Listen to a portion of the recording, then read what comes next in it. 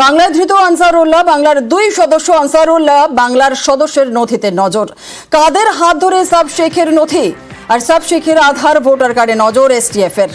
বহরমপুর থেকে passport sub শেখের, ভুয়ো নথি দিয়ে পাসপোর্ট তৈরি আব্বাস এবং মিনারুলের সাহায্যে পাসপোর্ট।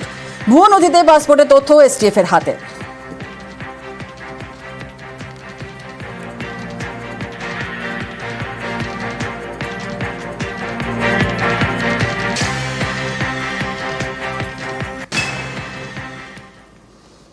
নিউজ 18 বাংলায় বিস্ফোরক তসলিমা নাসরিন। বাংলাদেশে জন্মের সময় ভারত বন্ধু ছিল।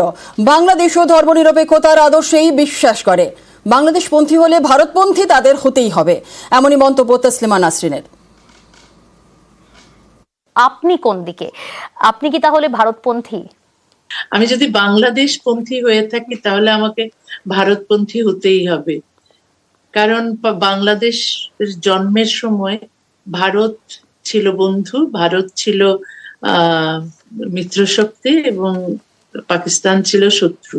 কারণ পাকিস্তান বাংলাদেশের এই 30 লক্ষ মানুষকে হত্যা করেছিল, 2 লক্ষ মেয়েকে ধর্ষণ করেছিল এবং পাকিস্তান হচ্ছে ধর্মভিত্তিক দেশ এবং আমরা এনেছিলাম সেকুলারিজম, ধর্মনিরপেক্ষতা।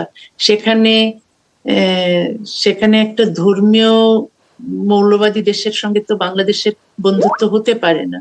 সেখানে ভারত যেমন সেকুলার, বাংলাদেশও সেকুলারিজমের আদর্শে বিশ্বাস করেছে সেই বাংলাদেশের জন্ম থেকে। সুতরাং সবাইকে ভারতপন্থী হতেই হবে যদি তারা বাংলাদেশপন্থী হয়।